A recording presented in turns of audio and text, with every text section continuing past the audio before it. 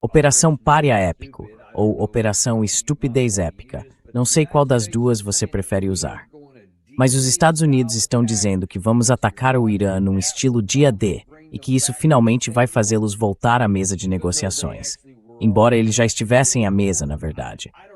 Eu nem sei ao certo se sabemos o que estamos tentando alcançar. E tenho quase certeza de que não vamos alcançar nada que faça sentido, de qualquer forma.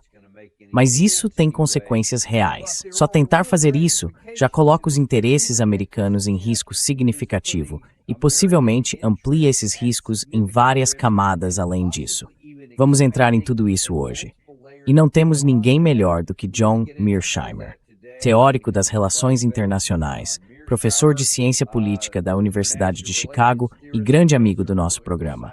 John, seja bem-vindo de volta ao programa, como sempre. Como sempre, é um prazer, Edison. Bom, escute, eu quero entrar no que a Bess está dizendo aqui. Tenho certeza de que muita gente já viu esse comentário. Assim, de improviso, existe espaço para algum tipo de novas sanções, ou uma nova categoria de sanções, ou vários níveis de sanções que possam mudar o curso da ação. Ou isso vai mudar a mentalidade e o processo de tomada de decisões do regime em Teherã.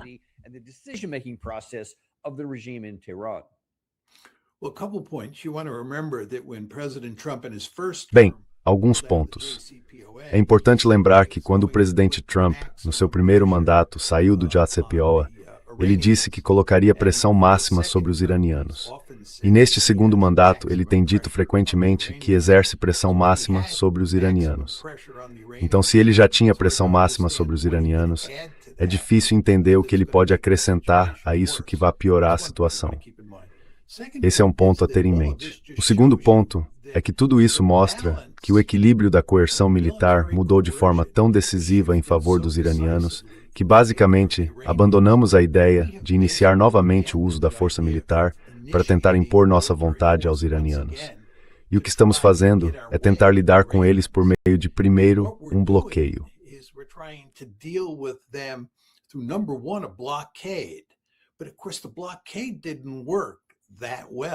Mas é claro, o bloqueio não funcionou tão bem assim. Então agora o que estamos tentando fazer é isolar o Irã do resto do mundo em termos de relações econômicas. É aí que estamos. Hoje, pressão máxima não significa simplesmente um bloqueio, mas um bloqueio somado ao isolamento do Irã em relação a todos os seus parceiros comerciais. E isso inclui, é claro, países como China, Rússia, os turcos, os Emirados Árabes Unidos, os paquistaneses e assim por diante. E, aliás, até mesmo a União Europeia. Portanto, todas essas relações econômicas têm de ser cortadas para que isso funcione. Esse é basicamente o plano. Meu ponto final é o seguinte: isso não vai funcionar. Não há um único caso que eu conheça na história recente em que um bloqueio econômico do tipo que estamos propondo tenha realmente levado um país a se render.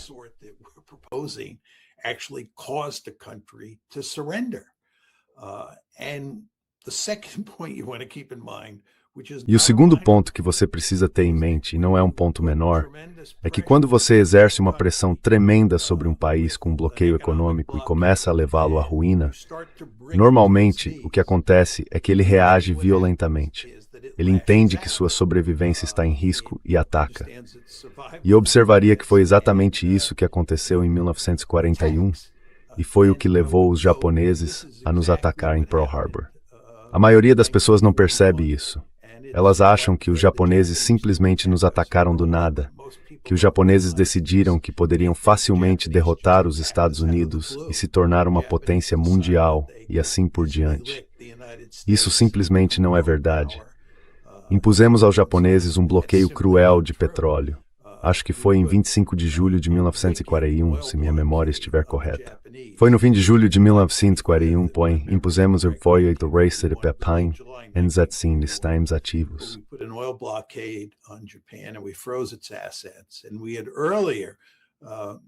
E antes disso, em 1940, tínhamos imposto um bloqueio às importações japonesas de ferro e aço.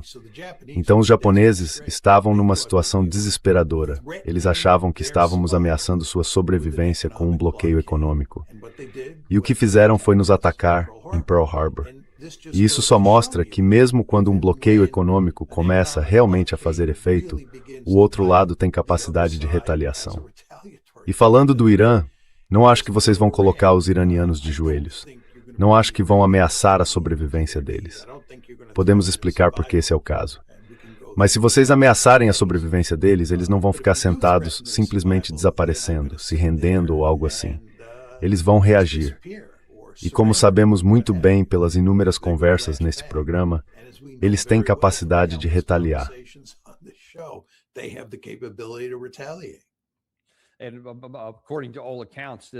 E segundo todos os relatos, essas capacidades continuaram se expandindo depois da última troca de ataques, que durou 13 dias.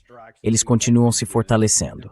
Então, ao que tudo indica, agora estão mais fortes e têm mais capacidade do que tinham ao fim daquele período de 13 dias. Quero analisar isso. A outra coisa que Bessem disse, a qual vou chegar em apenas um instante, e que achei muito interessante, é curiosa e peculiar. Antes de mais nada, não é simplesmente uma questão de terem anunciado isso e já ter entrado em vigor. Algumas medidas entraram em vigor, outras ainda não entraram, o que é interessante. O que entrou em vigor foi a ampliação das sanções secundárias, mirando 5 setores: ativos digitais, tecnologia, ouro, aviação e transporte marítimo.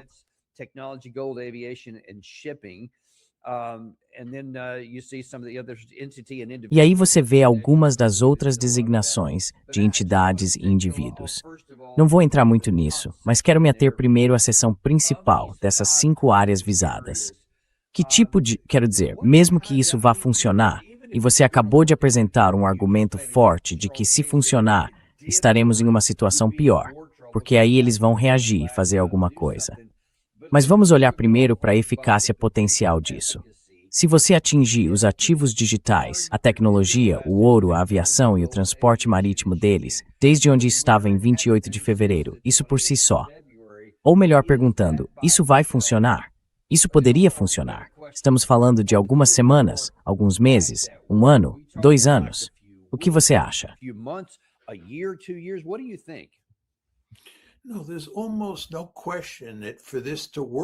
Não, quase não há dúvida de que para isso funcionar vai levar muitos meses, talvez anos. E novamente, para funcionar, é preciso convencer os chineses, os paquistaneses, os turcos, os Emirados Árabes Unidos e todos esses outros países a aderirem e cooperarem com você.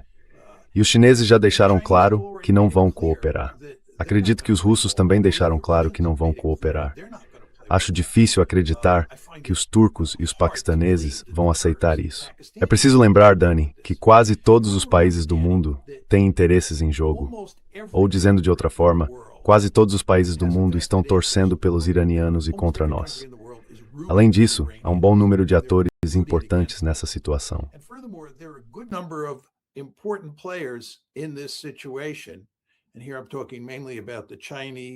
E aqui estou falando principalmente dos chineses e dos russos, mas também dos paquistaneses e dos turcos, que têm um interesse direto em não nos ver vencer no Irã. Se você é a China ou a Rússia, 2 grandes potências que são rivais dos Estados Unidos, não quer ver os Estados Unidos derrotarem o Irã. Você quer ver os iranianos vencerem. Então, os chineses têm incentivos muito fortes, os russos têm incentivos muito fortes para ajudar os iranianos. E, falando dos turcos por um instante, eles entendem perfeitamente que os israelenses estão com a mira voltada para eles. Os israelenses deixaram absolutamente claro que veem a Turquia como um alvo prioritário, depois que os Estados Unidos e Israel acabarem com o Irã. Bem, se esse for o caso, os turcos certamente vão querer ver o Irã derrotar os Estados Unidos e Israel. Depois há os Emirados Árabes Unidos, com certeza um dos parceiros comerciais mais importantes do Irã.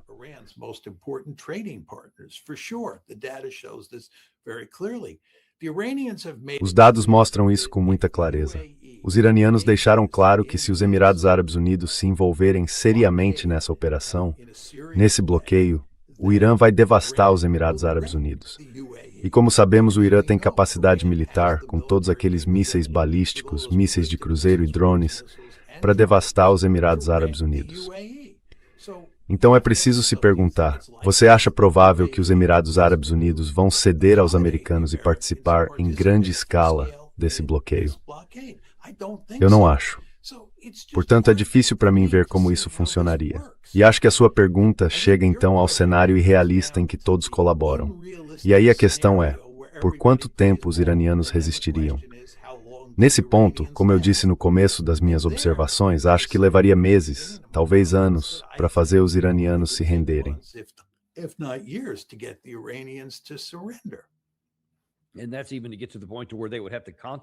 E isso seria até chegar ao ponto em que eles teriam de considerar essa possibilidade. E então o cenário mais provável é que eles fariam alguma outra coisa além disso. Ou melhor, em vez disso. Mas quero voltar à observação de que algumas partes disso ainda não entraram em vigor. Então algumas entraram, outras não. Na coletiva de imprensa, depois que o secretário Bessent fez seus comentários, ou sua declaração inicial de abertura, perguntaram a ele, se ele diz que isso é como o dia D, por que anunciar que vai fazer essas coisas, mas não agora? Na resposta, quero que vocês reparem em uma coisa em particular. Primeiro, ele vai dizer, por que eu iria querer destruir a economia global?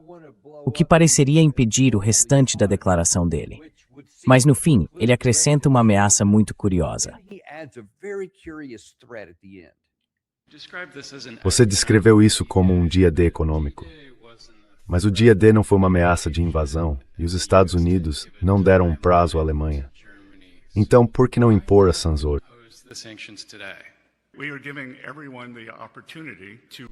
Estamos dando a todos a oportunidade de corrigir comportamentos inadequados. Por que eu iria querer implodir o sistema financeiro global? Acreditamos que é importante recalibrar as expectativas e dar às pessoas um prazo para se adequarem. Mas elas devem saber que isso vai avançar muito rapidamente e que estamos falando sério. As sanções secundárias são uma ferramenta muito poderosa. E nós aqui no Tesouro, quem fala é Jenny Lang, subsecretário interino para financiamento do terrorismo, no Departamento de Financiamento do Terrorismo e no OFAC, conseguimos usar sanções secundárias justamente porque não fazemos isso levianamente. Então acreditamos que um aviso e um alinhamento de expectativas são apropriados. E se as pessoas não quiserem atender às nossas expectativas, então esperamos, e elas também devem esperar, que deixem o sistema do dólar.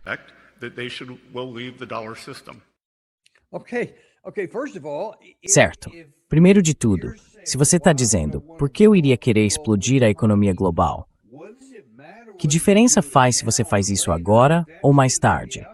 Se esse vai ser o resultado, por que você iria querer fazer isso? Mas em segundo lugar, e é aqui que eu quero a maior parte dos seus comentários, por que estou ameaçando tirar países do sistema do dólar? O que não é bom para o nosso lado.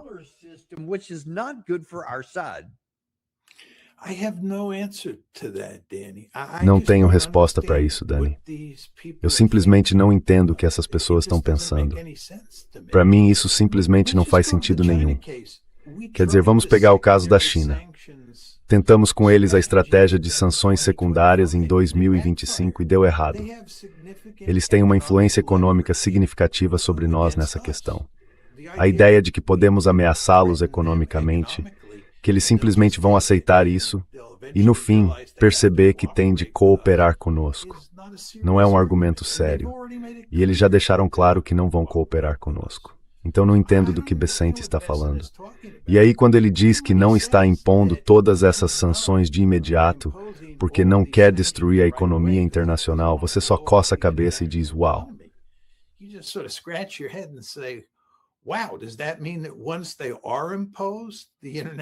Isso significa que, uma vez impostas, elas vão explodir a economia internacional? E isso nos leva ao seu ponto. Qual é a diferença entre fazer isso hoje ou amanhã? E de novo, quando essas pessoas falam, você só coça a cabeça e meio que diz, vocês não pensaram nisso direito? Não tem uma estratégia coerente? E a resposta, claro, é não. Porque como passamos a entender a observar o governo Trump em ação desde janeiro passado, este janeiro de 2025, esse é o bando que não consegue acertar um tiro. E sabe, se você lê os jornais ou os vários sites em que especialistas de diferentes tipos falam sobre a probabilidade de sucesso dessa nova campanha de estrangulamento econômico, quase todo mundo acha que ela vai fracassar.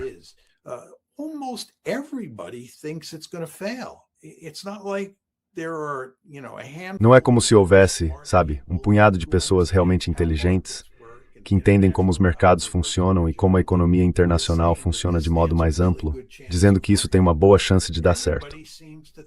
Todo mundo parece achar que vai fracassar. O que, mais uma vez, nos leva de volta à pergunta: em que o governo está pensando? E o fato é, Danny, que o que está acontecendo aqui é que eles estão desesperados. Tentaram todos os truques possíveis. Começaram com uma grande campanha aérea, passaram ao bloqueio, depois assinaram um memorando de entendimento, em seguida foram para uma retaliação por retaliação, depois voltaram ao bloqueio. E nada disso funcionou. Os iranianos continuavam de pé. E mais uma vez o equilíbrio da coerção militar, não podemos subestimar isso, agora favorece os iranianos, não os americanos.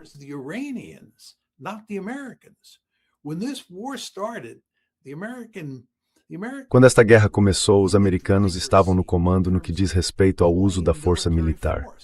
Achávamos que tínhamos um martelo muito poderoso que podíamos usar contra eles para conseguir o que queríamos. Mas com o passar do tempo, ficou claro que não temos mais nenhuma carta militar para jogar. Pensem nisso. Não temos mais nenhuma carta militar para jogar. São os iranianos que têm a carta militar. Se esta guerra escalar, ou dizendo de outra forma, se voltarmos a uma guerra com tiros, porque agora não há uma guerra com tiros entre os iranianos e os americanos, acho que muito provavelmente serão os iranianos que iniciarão essa guerra.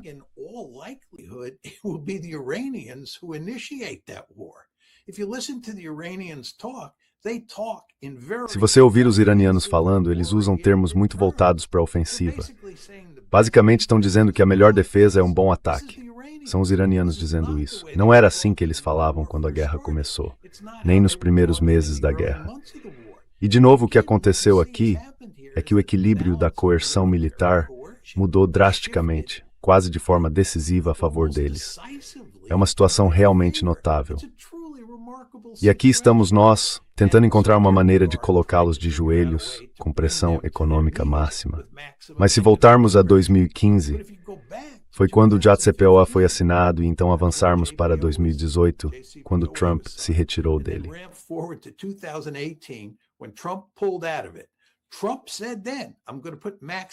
Trump disse na época, vou exercer pressão máxima sobre os iranianos. E ele fez enormes esforços, assim como Joe Biden fez, e como Trump, em seu segundo mandato, tem feito, para exercer pressão máxima sobre os iranianos. Mas isso não funcionou. E não há motivo, quando você olha para o histórico e pensa em como essas coisas funcionam, para esperar que essa estratégia faça os iranianos desistirem. Um último ponto, Danny, antes de passar para você. É importante lembrar que, do ponto de vista do Irã, essa é uma ameaça existencial. Os Estados Unidos e Israel são estados genocidas. O presidente Trump usou todo tipo de linguagem genocida ao falar dos iranianos e do que planeja fazer com eles.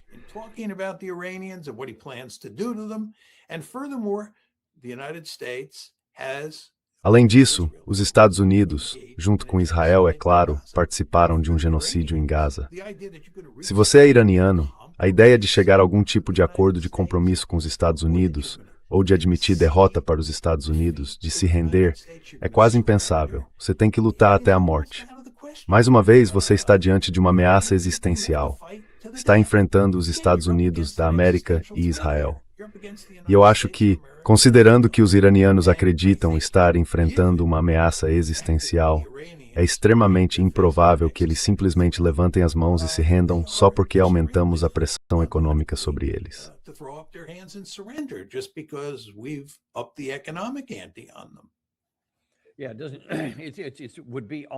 Sim, seria quase irracional e ilógico eles fazerem isso. Seria suicídio. Melhor dizendo, suicida. E eles não parecem ser suicidas. Certamente não foram nos últimos 47 anos. mas eu gostaria de ouvir sua opinião sobre a última parte. E em vez de olhar só para a questão do Irã, tenho dificuldade de entender qual é a lógica por trás de Bessent dizer abertamente que vocês estão ameaçando tirar pessoas do sistema do dólar, quando estamos tentando manter mais pessoas dentro dele. Como você vê isso?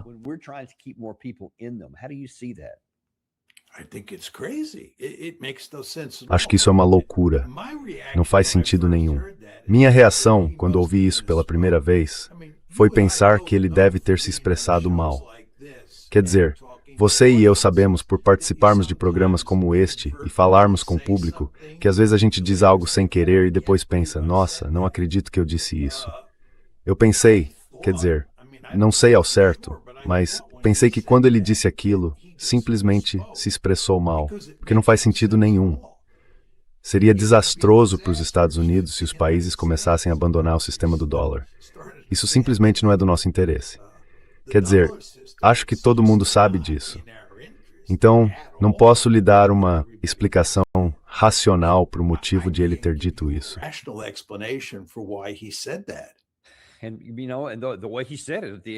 E sabe, pela forma como ele disse isso no fim daquela fala, quer dizer, não pareceu um lapso. Pareceu que ele quis dizer exatamente aquilo.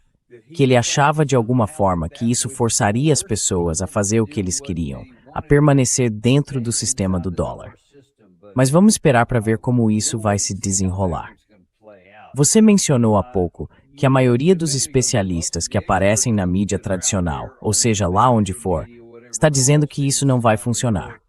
Com exceção de um veículo tradicional, a Fox News, onde quase todo mundo é colocado no ar, dizendo que isso vai ser um ótimo acordo e que certamente vai funcionar. Um deles é Mike Pompeo.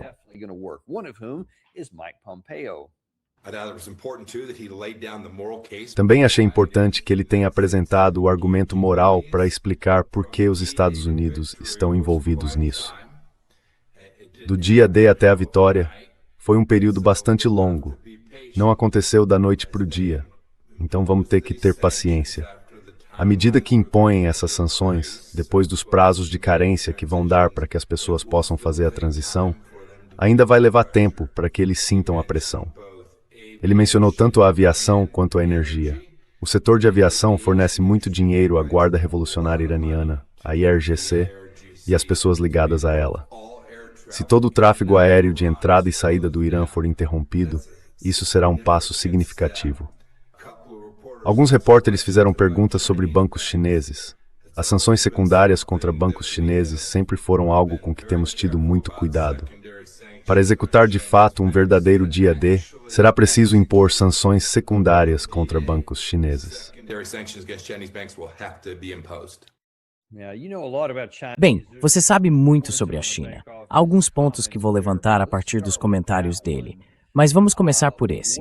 Na sua opinião, qual é a chance de ele conseguir fazer os bancos chineses realmente cederem à nossa pressão?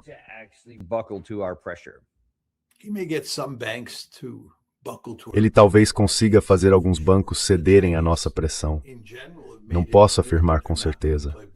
Mas os chineses, de modo geral, deixaram claro que não vão colaborar. Eu não conheço os detalhes do que exatamente vamos fazer, nem do que exatamente os chineses farão em resposta. Nesse momento é difícil dizer, e eu não estudei essa questão tão cuidadosamente, mas os chineses deixaram claro que não vão deixar isso funcionar. E como eu disse antes, eles têm cartas econômicas poderosas para jogar. E têm um forte interesse estratégico em garantir que nós percamos a guerra contra o Irã. Mas eu não sei exatamente o que os bancos podem fazer, A ou B, o que faremos com esses bancos, nem como os chineses responderão. Simplesmente não é uma área sobre a qual eu saiba muito.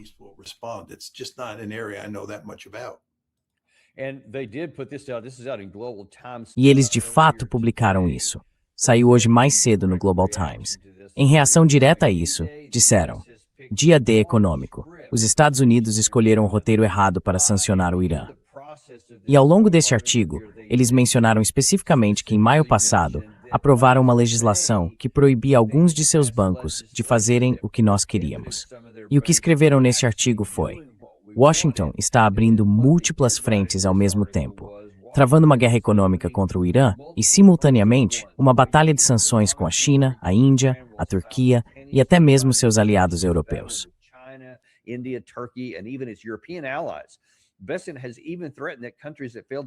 Bessent chegou a ameaçar que os países que não cooperarem poderão ser excluídos do sistema do dólar. Eles viram esse mesmo comentário.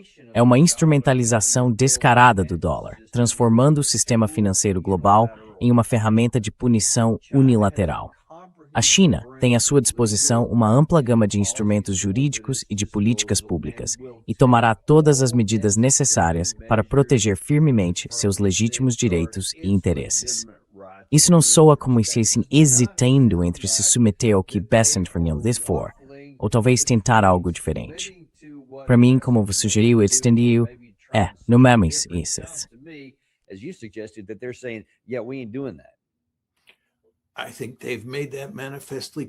Acho que eles deixaram isso absolutamente claro. De novo, eu não sei os detalhes. Isso é algo que, sabe, está acima do meu nível de decisão. Mas não há dúvida de que os chineses não vão deixar isso acontecer. E acho que a China não é o único país. Não acho que os turcos vão colaborar. Os russos não vão colaborar. E, na verdade, acho que os Emirados Árabes Unidos também não vão colaborar. Mas, sabe, vamos ver.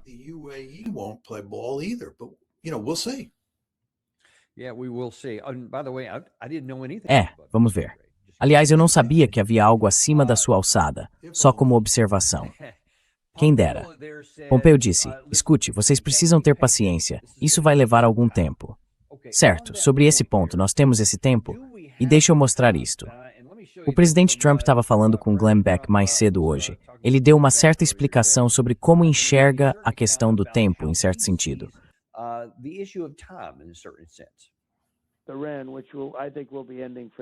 Irã, o que eu acho que vai terminar muito em breve. Pode-se realmente dizer que o estreito está aberto? Estamos levando muitos navios pelo estreito agora. Estamos fazendo eles passarem?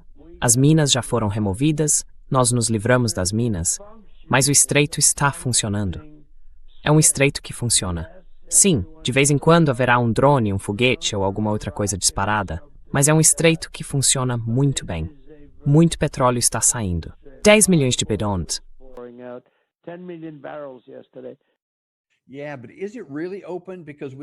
Sim, mas está realmente aberto? Porque quando você olha declarações que não vêm da Casa Branca, essa é do Centro Conjunto de Informações Marítimas, liderado pelos Estados Unidos. Ele diz que o tráfego em Hormuz continua drasticamente reduzido. Foram contabilizadas 36 travessias facilitadas pelos Estados Unidos nos dias 23 e 24 de agosto, num período combinado de 48 horas, em comparação com uma base de referência de 2025 de cerca de 138 navios por dia. Mas também a Bab el-Mandeb, onde a organização contabilizou 76 travessias nesses mesmos 2 dias, uma média de 38 por dia, em comparação com a referência de 2023 de 61 travessias. Então ali está em cerca da metade.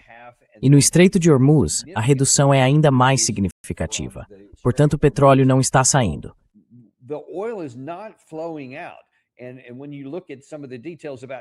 E quando você olha alguns dos detalhes sobre quanto está saindo, era bem menos do que isso. Algo entre 1,5 milhão e 3 milhões de barris, não 10 milhões de barris por dia. Depois você olha a consequência disso para os Estados Unidos e nossas reservas estratégicas de petróleo continuam diminuindo. Agora estão no nível mais baixo desde 1982. E dá para ver que não precisa cair muito mais para chegar ao nível mais baixo de toda a história. E não sabemos até onde isso pode ir antes de começarmos a ter danos às instalações que armazenam isso, às cavernas e a esse tipo de coisa. Parece que estamos deixando o processo seguir. E me parece que, na verdade, não temos tempo para deixar isso se desenrolar ao longo do tempo. E, ainda assim, é isso que estamos tentando fazer. O que vai acontecer aqui?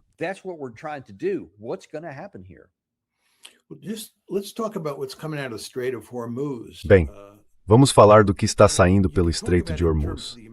Você pode analisar isso em termos da quantidade de petróleo, sabe, milhões de barris por dia, ou em termos do número de navios que estão passando. São 2 indicadores diferentes. É claro que eles têm relação entre si, mas vamos falar só dos navios.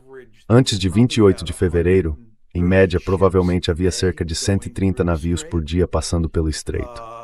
E segundo a maioria dos relatos que li, de especialistas, não do governo, provavelmente algo entre 9 e 12 navios está conseguindo sair por dia. Então você passou de 140 para 9 a 12 navios por dia.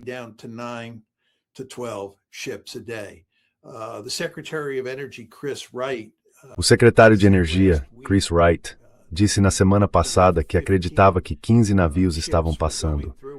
E algumas outras pessoas disseram que achavam que talvez 20 navios por dia estivessem passando, como resultado dos esforços navais dos Estados Unidos para escoltar esses navios. Mas a maioria dos especialistas diz que isso pode ter acontecido em um único dia. Em média, porém, de 9 a 12 navios estão conseguindo passar. Se você pensar nisso, havia 130 navios em 27 de fevereiro, e hoje apenas de 9 a 12 navios estão passando, segundo especialistas de fora do governo. Isso mostra que estamos em uma situação muito difícil.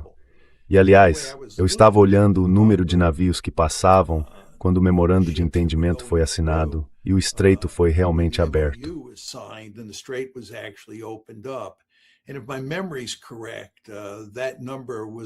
E se a minha memória estiver correta, esse número era de cerca de 40 navios por dia. Então ainda não estávamos nem perto dos 130 navios por dia. E tudo isso mostra que temos um problema real. Agora, esse problema foi atenuado por vários fatores.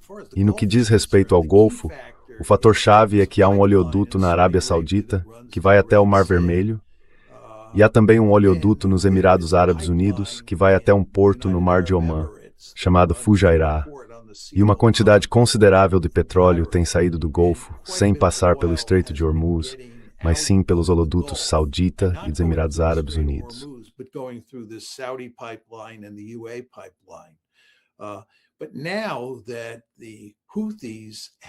Mas agora que os Houthis interromperam, em boa medida, o transporte marítimo saudita que sai do Mar Vermelho, todo aquele petróleo saudita que estava sendo desviado pelo oleoduto até o Mar Vermelho pelo Estreito de Bab al-Mandab foi reduzido substancialmente. Então agora sai muito menos petróleo do Golfo Pérsico do que saía do Golfo Pérsico em 27 de fevereiro. Há outros fatores que compensaram isso. A reserva estratégica de petróleo, a qual você se referiu, é um deles. Mas ela não é um poço sem fundo, e todos os indícios mostram que estamos chegando razoavelmente perto do fundo desse poço. E depois há a demanda chinesa.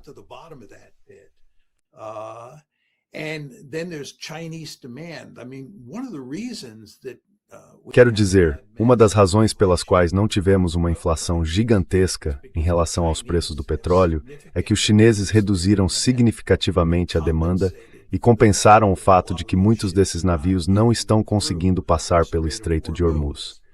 E a questão é, o que vai acontecer com a demanda chinesa daqui para frente? Há alguns indícios, não muitos, mas alguns, de que a demanda chinesa por petróleo importado está aumentando. E, se isso for verdade, o preço do petróleo vai subir. Mas há muitos fatores diferentes em jogo. E quando você analisa isso no longo prazo, o cenário não é nada bonito para os Estados Unidos.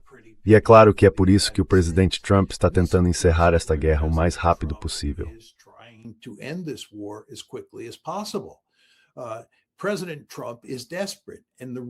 O presidente Trump está desesperado. E a razão para esse desespero é que essa situação tem enormes consequências para o futuro da economia internacional. E o presidente Trump, vocês se lembram, quando assinou o memorando de entendimento, lembram que ele disse? Ele estava preocupado com uma catástrofe econômica. Ele disse isso. E disse que não queria ser Herbert Hoover. Bem, a situação não melhorou nada desde que ele assinou o memorando de entendimento, em 17 de junho. E ele continua numa situação em que precisa ser extremamente cuidadoso, porque há todas essas forças em jogo, empurrando a economia internacional, para uma zona de perigo.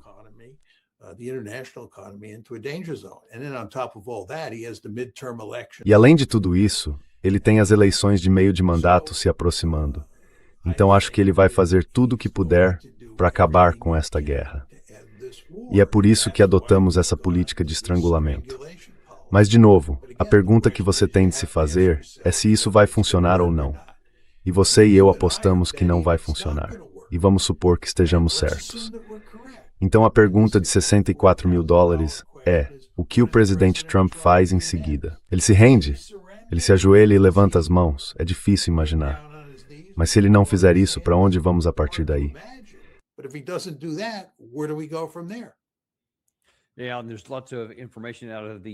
Sim, e há muita informação vindo do lado iraniano de que eles estão pensando, e acho que você acabou de mencionar isso, em termos mais ofensivos.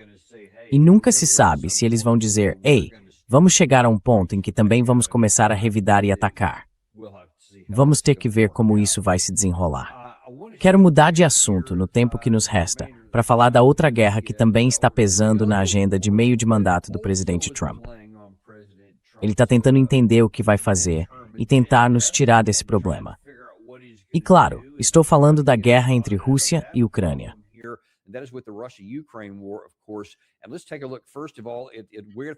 E vamos analisar, desde de tudo, como está a situação do lado ucraniano. Eles acabaram de fazer uma grande celebração pelo 35º aniversário, e várias pessoas foram até lá. Andy Burnham esteve lá. O ex-vice-presidente Pence também esteve, e vamos ouvi-lo daqui a pouco. Mas vamos colocar isso em contexto. Porque, embora Zelensky tenha feito comentários muito agressivos e diretos contra os russos, quase como se estivesse vencendo, quando você olha, sei lá, para a situação no ar, eu não acho que o lado ucraniano esteja indo muito bem. Eles estão basicamente sem defesas aéreas.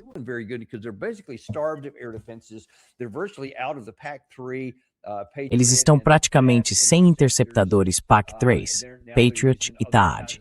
Agora estão usando outros tipos de equipamentos, alguns de origem alemã, outros de origem francesa, mas não tem muitos deles, e assim por diante.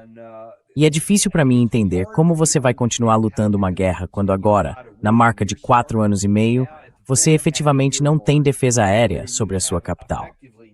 E também nas linhas de frente, e veremos isso daqui a pouco. Especialmente contra as bombas planadoras e artilharia, você literalmente não tem defesa nenhuma. E a única coisa que você tem é algo próximo de uma paridade em drones. Mas quando você está tão atrás em todas essas outras categorias, como continua tentando se manter à tona?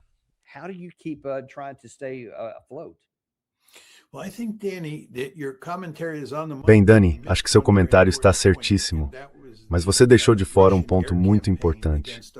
A campanha aérea russa contra Odessa e os outros portos do Mar Negro. Os russos basicamente fecharam todos os portos ucranianos no Mar Negro. E a Ucrânia agora é um país sem saída para o mar. Considerando todos os produtos agrícolas e até produtos industriais que passavam por esses portos, e também o fato de que muito equipamento militar entrava por eles, isso está tendo um impacto enorme na economia da Ucrânia. É muito importante entender que a Ucrânia está sendo devastada aqui. Vamos deixar de lado o que está acontecendo no campo de batalha. Este é um país que está sendo devastado. Ele sofreu centenas de milhares de mortes.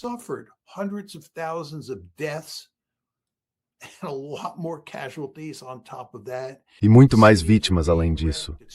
Suas cidades estão sendo destruídas, sua rede de transportes está sendo destruída, e o país está sendo transformado em um país sem saída para o mar. Isso está tendo enormes consequências econômicas.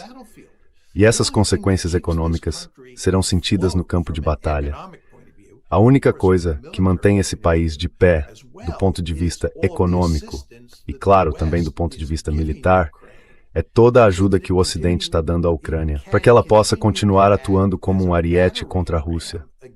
Mas o resultado final é que esse país menor e mais fraco, a Ucrânia, está sendo devastado. É simplesmente absolutamente horrível o que está acontecendo com a Ucrânia. Então isso é em termos gerais.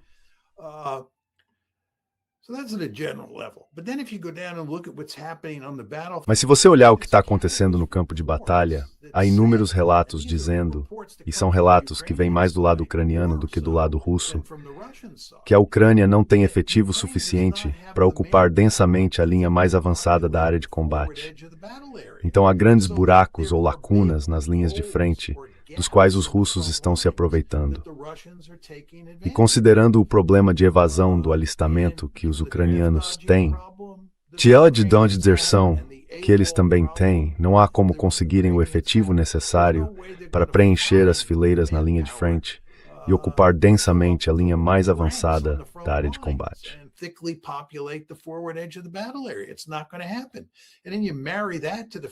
Isso não vai acontecer. E junte isso ao fato de que você disse que quando olha para o equilíbrio da artilharia, vê quem tem bombas planadoras e quem não tem, e assim por diante. É difícil imaginar que os ucranianos possam vencer esta guerra no campo de batalha. Agora, junte isso ao que eu estava dizendo sobre o que está acontecendo com a economia ucraniana. E junte também ao que os russos estão fazendo em sua campanha aérea contra a rede de transportes. E ao quanto ficou difícil para os ucranianos deslocar forças das áreas de retaguarda até as linhas de frente.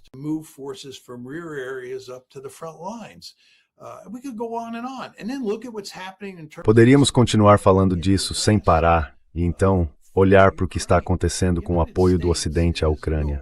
Os Estados Unidos estão muito menos entusiasmados neste momento em ajudar os ucranianos do que estavam na época de Biden e até mesmo nos primeiros tempos de Trump. Não estamos fornecendo o apoio que fornecíamos antes. Não temos as munições, não temos os Patriots, como você acabou de dizer. E olhe para os poloneses. Há uma grande reportagem no The Guardian hoje sobre como os poloneses se voltaram contra os ucranianos.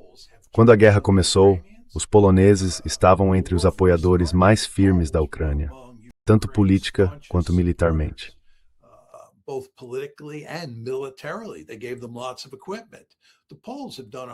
Eles deram a eles muitos equipamentos.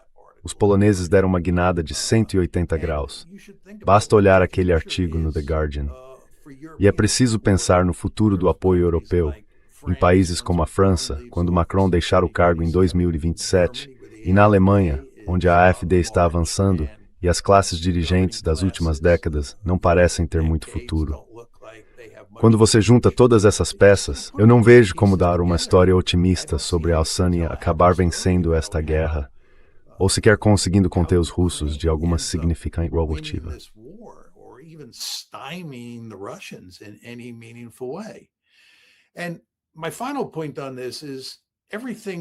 E meu ponto final sobre isso é que tudo o que o Ocidente e os ucranianos fazem para aumentar a pressão contra os russos só dá aos russos mais incentivo para tomar mais território e impor um acordo mais duro.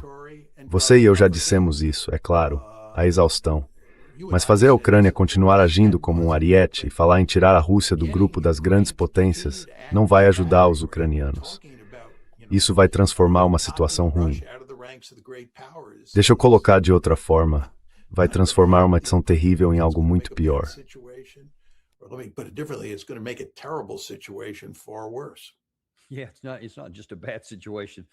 Sim, não é apenas uma situação ruim, mas ainda há pessoas no Ocidente que não parecem dispostas a reconhecer a realidade da qual você acabou de falar. Porque só nesse breve comentário que você fez agora, qualquer pessoa racional diria: precisamos buscar a paz. Precisamos encerrar isso o mais rápido possível, porque tudo o que vamos conseguir é causar mais baixas, perder mais pessoas, perder mais território e assim por diante. Então vamos estancar a sangria agora, porque caso contrário, seremos completamente destruídos. Está acontecendo.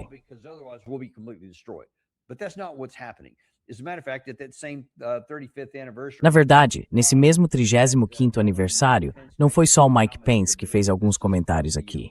Isto é do Atlantic Council. Eles estão dizendo: ei, sabe o que realmente precisamos fazer? Precisamos aumentar as doações de interceptadores para cobrir as lacunas, enquanto ajudamos Kiev a atingir as rotas de abastecimento, os locais de lançamento e as instalações de produção por trás da campanha de mísseis da Rússia. Então eles estão dizendo: escutem, eu sei que eles estão meio sem defesa aérea. Vamos dar a eles todo o resto do equipamento que temos e assim continuaremos atingindo os locais de lançamento e assim por diante. Mas eu venho mostrando isso aqui recentemente e acho que o contexto é extremamente importante hoje. Vamos olhar o que vocês estão falando. O que a Rússia vem fazendo no pequeno círculo vermelho da Ucrânia há cerca de 3 anos é atingir sistematicamente todas essas mesmas categorias. A Ucrânia de joelho. E agora a Ucrânia os nós temos morizes. And now then Ukraine has just in the last number of months Começaram a atingir algumas das mesmas categorias na Rússia. Mas não sei, a Rússia é um pouco maior, então eles têm que distribuir essas coisas. E a ideia de que o lado menor vai resistir sob uma pequena fração daqueles drones e mísseis, e de que o lado maior vai, de alguma forma, entrar em colapso, simplesmente não faz muito sentido para mim.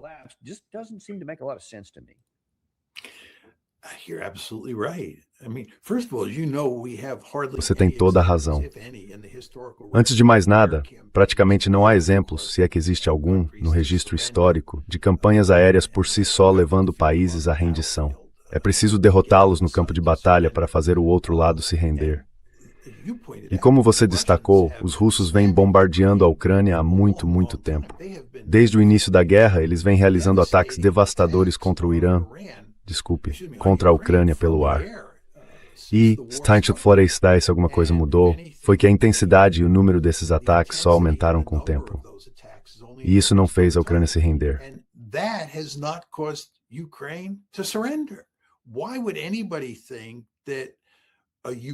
Por que alguém acharia que uma campanha aérea ucraniana baseada principalmente em drones, não em mísseis balísticos, não em bombas planadoras, principalmente em drones, e claro, alguns mísseis de cruzeiro, mas principalmente drones, vai levar os russos a se renderem ou criar uma situação em que a população se levanta e derruba Putin? Acho que essa é a ideia básica aqui. A população russa é fraca. Eles não gostam desta guerra, estão insatisfeitos com Putin. Tudo que temos de fazer é deixar isso bem claro para eles. Eles vão se revoltar, Putin vai sair. E então, é claro, o substituto de Putin vai ser um gatinho. Certo, certo.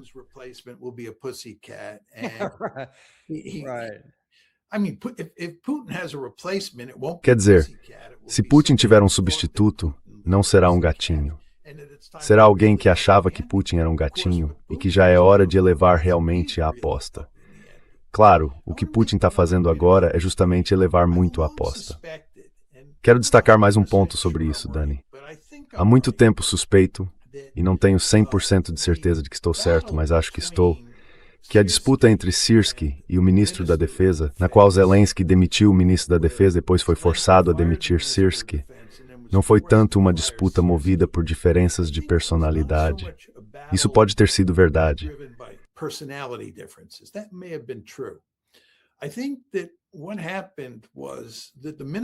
Acho que o que aconteceu foi que o ministro da Defesa, qual era o nome dele? Fedorov.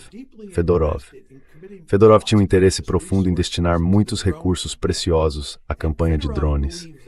E Fedorov acreditava que isso levaria à vitória.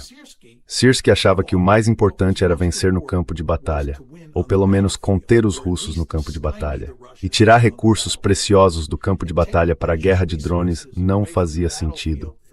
Mas Fedorov, acho eu, com o apoio de muitos no Ocidente, gostava muito dessa ideia de produzir todo tipo de vídeo mostrando esses drones explodindo este ou aquele alvo dentro da Rússia. E por fim a situação chegou a um ponto crítico.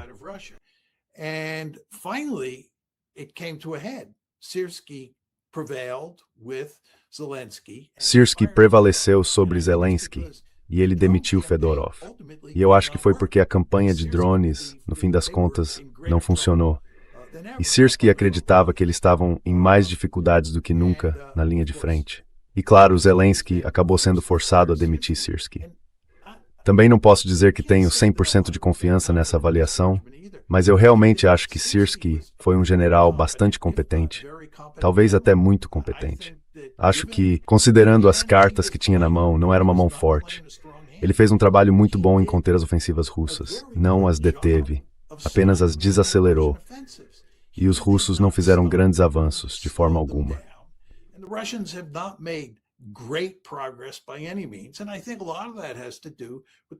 E acho que grande parte disso tem a ver com o fato de que Syrskyi era um general muito competente. Mas, enfim, ele já saiu agora. E eles gastaram todos esses recursos preciosos nessa campanha aérea. Se eu tivesse no comando na Ucrânia, teria dado muito pouca ênfase à campanha de drones de longo alcance. Eu teria me concentrado em produzir drones para usar na linha de frente e em fazer tudo o que pudesse para fortalecer as forças da linha de frente. tudo com o objetivo de desacelerar a ofensiva russa e assim convencer os russos a se sentarem à mesa de negociações. Não estou dizendo que teria funcionado. Só acho que dessa forma a possibilidade de sucesso teria sido maior. O que você acha disso?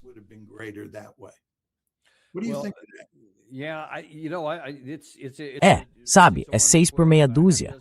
Porque de que jeito você quer morrer mais devagar? Porque é mais ou menos nesse ponto em que estamos. Então, dentro desse argumento que você apresentou, a situação é impossível de vencer. Não importa o que se faça.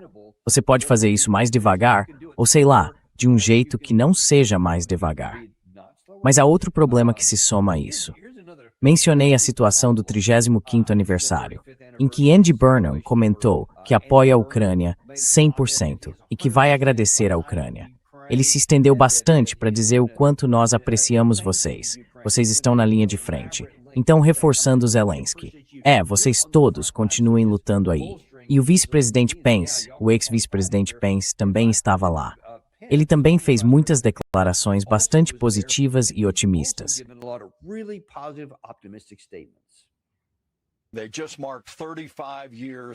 Eles acabaram de marcar 35 anos desde a queda da União Soviética. Desde então, defendem e protegem sua liberdade todos os dias. Nunca vão abrir mão da sua liberdade. O verdadeiro desafio agora são aqueles mísseis balísticos que a Rússia está começando a lançar. Acho que isso é prova do desespero deles. O presidente Zelensky e os militares ucranianos mudaram a natureza da guerra com sua tecnologia de drones, levando ataques diretamente a Moscou e afundando navios no Mar Negro. Mas com a Rússia disparando esses mísseis balísticos de trajetória alta, eles vão precisar de interceptadores, sejam Patriots, THAAD ou de outras fontes, para atravessar o inverno. Chegou a hora de os Estados Unidos e nossos aliados em todo o mundo livre garantirem que eles os tenham.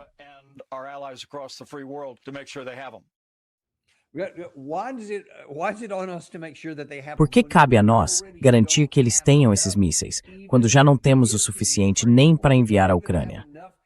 Nem temos o bastante para uma guerra com o Irã, caso ela volte a esquentar. Quero dizer, o que você acha desses comentários, tanto do Andy Burnham quanto do Pence e também do Atlantic Council? Eles estão dizendo, sim, precisamos aumentar rapidamente as doações de interceptadores para cobrir as lacunas.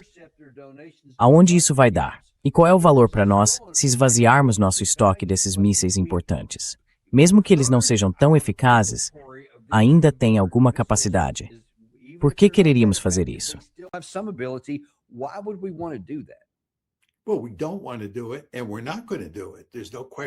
Bem, não queremos fazer isso e não vamos fazer. Não há dúvida quanto a isso. Vocês se lembram de quando estávamos falando sobre a guerra com o Irã e discutimos o equilíbrio da coerção militar. Os Estados Unidos claramente não querem voltar à ofensiva militarmente, porque não temos o armamento. Já usamos tantas das nossas preciosas munições, e isso inclui os Patriots, os mísseis PAC-3. Então vamos pegar as preciosas munições que nos restam, sejam PAC-3 ou o que for, quer dizer, os Patriots, os THAADs e os PAC-3, e dá-las à Ucrânia. Isso simplesmente não está nos planos. Não sei do que Pence está falando quando disse que os russos estão começando a lançar mísseis balísticos contra a Ucrânia. Começando? Ele está falando sério? Isso não está começando. E não os mísseis PAC-3 para lhes fornecer.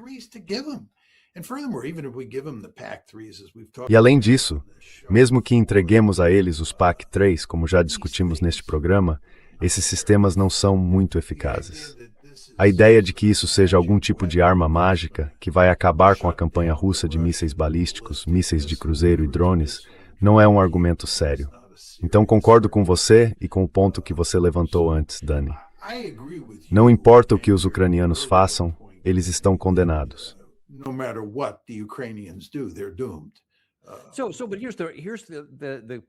Então, mas aqui está a parte que me deixa perplexo. Se você está certo, e não vamos dar a eles esse grande envio de mísseis Patriot, sistemas THAAD, e seja lá o que for, porque não temos isso, e o que temos, certamente não vamos dar a eles. Se não vamos fazer isso, então por que Pence disse isso? Por que Burnham diz isso? Por que o Atlantic Council diz isso? Bem, eles sabem que não vamos fazer isso. E você sabe que, como coloquei naquela primeira manchete, acho que mais cedo aqui, a defesa aérea. Basicamente, as cidades estão simplesmente indefesas ao mesmo tempo. Ainda que Pence tenha dito que isso era um sinal de desespero, os russos estão ampliando e acelerando a produção desses mísseis. Longe de estarem ficando sem eles, agora estão produzindo ainda mais. Então, o equilíbrio continua pendendo contra o lado ucraniano. Por que continuamos falando dessa forma quando isso não pode funcionar e não vai fazer nada, exceto da maneira que você disse que faria?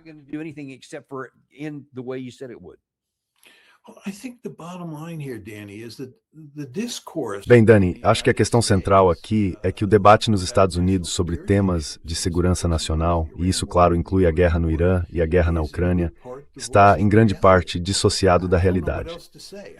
Não sei mais o que dizer. Quero dizer, uma das discussões recorrentes que você e eu temos no programa é justamente sobre como nossas elites, sejam elas elites governantes, pessoas da mídia ou analistas de políticas públicas, conseguem dizer coisas que têm pouca semelhança com a realidade, que não se encaixam nos fatos e na lógica. Como isso é possível? Essa é uma pergunta que você me faz o tempo todo. E é uma pergunta difícil de responder, porque a gente se pergunta, no que essas pessoas estão pensando? O que elas dizem não bate com a realidade. Quero dizer, do que Pence está falando quando diz que deveríamos dar mais mísseis PAC-3 aos ucranianos? Ele sabe que não temos esses mísseis para dar, mas diz isso mesmo assim.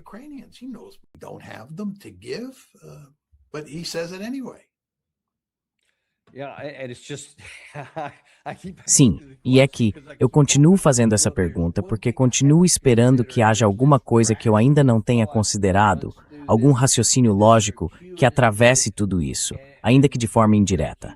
Mas continua não havendo. Então, é difícil para mim entender como essas pessoas, supostamente inteligentes, continuam dizendo coisas tão pouco inteligentes. Mas é o que temos. Deixe-me mostrar quem não está falando dessa forma. O lado russo. Primeiro, existem feito alguns movimentos ofensivos na região de Sumy. Isso fica na parte norte da Ucrânia, e não exemplifica operações ofensivas na área.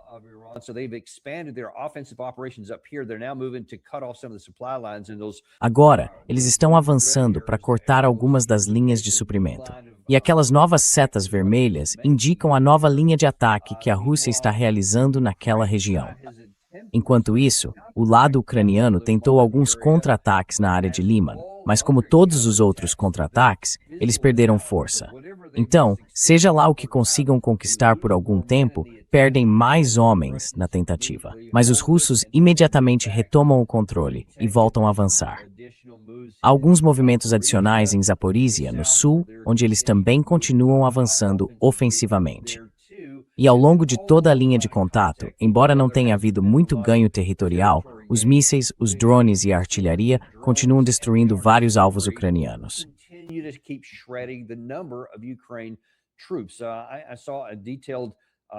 Vi ontem mesmo uma análise detalhada que mostrava que 97% de todas as baixas nesta guerra, dos dois lados da linha, não ocorrem no ponto de contato, mas longe dele, na zona cinzenta.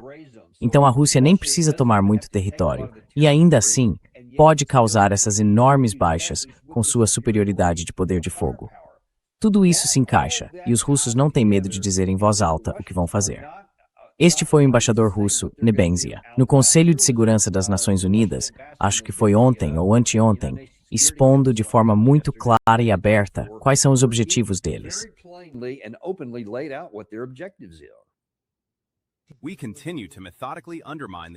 Continuamos a enfraquecer metodicamente o potencial militar do regime de Kiev. De 15 a 21 de agosto, foram realizados um ataque maciço e 9 ataques em grupo, com armas de alta precisão e drones de ataque, contra instalações de infraestrutura militar. No mesmo período, foram atingidas 14 embarcações marítimas usadas em benefício do exército ucraniano, incluindo 2 petroleiros, 10 navios de carga seca e 2 lanchas de patrulha. Não se enganem e não enganem os outros. Armas ocidentais estão sendo enviadas aos portos ucranianos a bordo de embarcações supostamente civis, disfarçadas de carga comercial. foram tiradas de operação instalações portuárias usadas para receber e armazenar carga militar e combustível. Esse é o quadro real que Kiev prefere ignorar. O exército russo avança em terra e, ao mesmo tempo, priva o exército ucraniano dos meios para se abastecer em armas e continuar as hostilidades.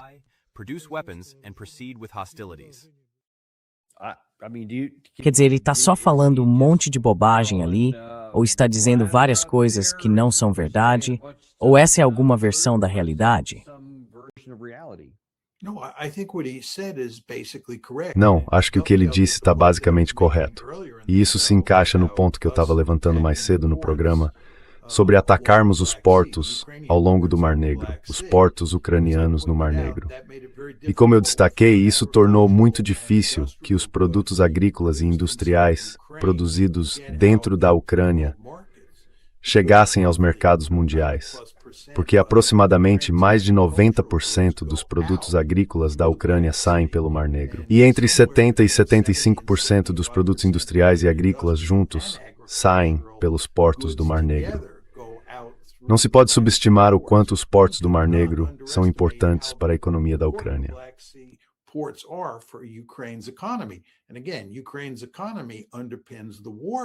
E mais uma vez, a economia da Ucrânia sustenta, em boa medida, o esforço de guerra. Além disso, e era disso que o embaixador estava falando, as armas chegam à Ucrânia pelo Mar Negro. É possível transportar uma grande quantidade de armamentos em navios de carga, e esses navios de carga que levam armas não podem mais usar aqueles portos no Mar Negro. Mais uma vez, os russos transformaram a Ucrânia em um país sem saída para o mar. E isso tem enormes consequências econômicas e militares.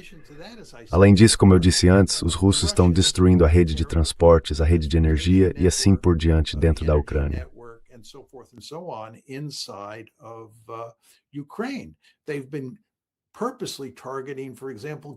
Eles têm atacado deliberadamente, por exemplo, postos de combustível na parte leste do país, tornando muito difícil para carros e caminhões circularem pelas estradas, de um ponto A a um ponto B.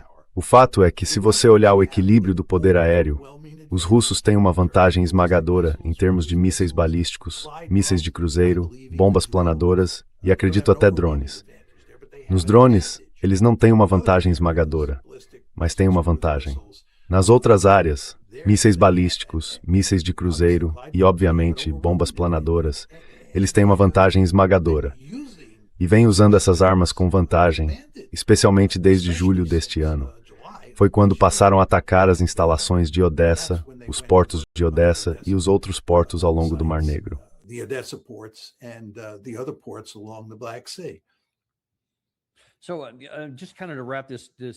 Então, só para encerrar essa parte, por quanto tempo podemos continuar com essa ficção? Por quanto tempo podemos seguir dizendo essas coisas sem sentido, como as que acabei de mostrar? E se eu tivesse mostrado a do Andy Burnham, quero dizer, era simplesmente... Quero dizer, você pensaria que ele e os Zelensky eram os que estavam no topo de todas essas categorias, em vez de estarem na parte de baixo.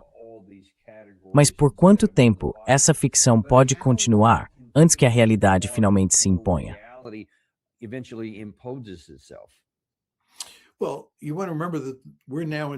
Bem, é preciso lembrar que já estamos no 5º ano da guerra na Ucrânia.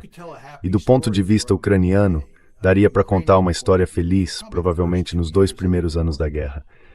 Mas eu diria que nos últimos 2 anos e meio, estava claro que os ucranianos estavam condenados.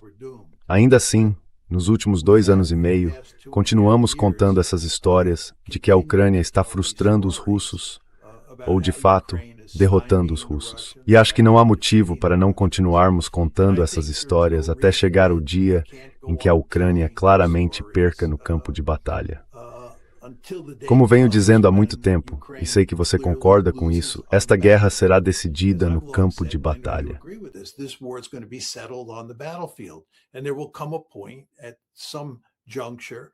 E chegará um momento em que ficará claro que a Ucrânia perdeu. Haverá um armistício e um conflito congelado. E nesse ponto será impossível contar essas histórias mirabolantes.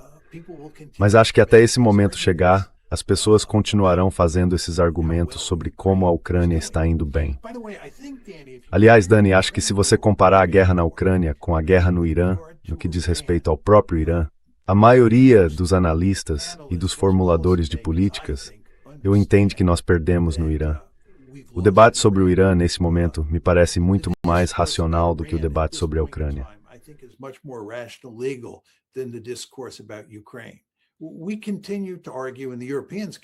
Continuamos argumentando, e os europeus continuam argumentando, ou talvez as elites ocidentais, de forma mais geral, continuem argumentando, que a Ucrânia pode resistir e que os russos não estão indo muito bem.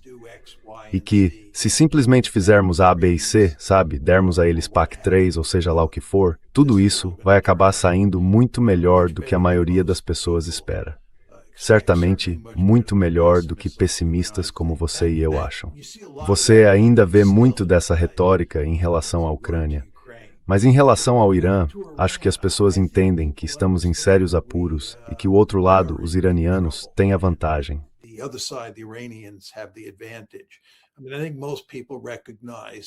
Quero dizer, acho que a maioria das pessoas reconhece que não nos resta nenhuma opção militar. Isso acabou. E que agora só nos resta esta campanha de estrangulamento. E como eu disse antes, acho que se você olhar a mídia, há pouquíssimas pessoas na mídia, quase ninguém no debate público, defendendo que isso vai funcionar. E isso inclui muitos especialistas, muitas pessoas que sabem mais sobre bloqueios do que eu e você, em termos dos efeitos que eles têm sobre a economia de um Estado. Então, o realismo com o overhealing minúsculo em relação à Iran e Ucrânia.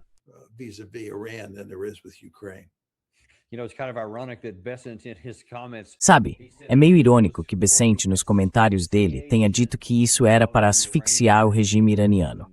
E com o tempo, pode muito bem ser que nós mesmos tenhamos nos asfixiado financeiramente ao tentar impor essas medidas.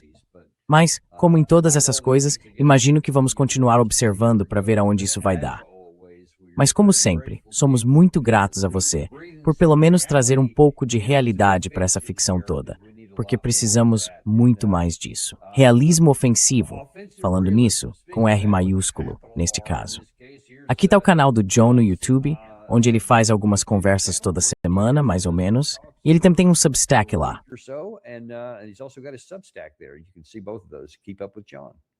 Você pode acompanhar os dois. Acompanhe o John, Offensive Realism. Adoro isso. Muito obrigado, John. Esperamos ver você na próxima vez. O prazer é meu, Danny. Também estou ansioso por isso. E veremos vocês de volta hoje à tarde às 2h, quando Matt Ho estará novamente conosco. Ele vai trazer suas observações sobre algumas dessas áreas-chave que estamos vendo. A guerra com o Irã, os Estados Unidos sendo excluídos das negociações. O que está acontecendo? Voltem para ver Matthew Ho, então. Vejo vocês lá, no Daniel Davis Deep Dive. Matthew Ho, then. We'll see you then on the Daniel Davis Deep Dive.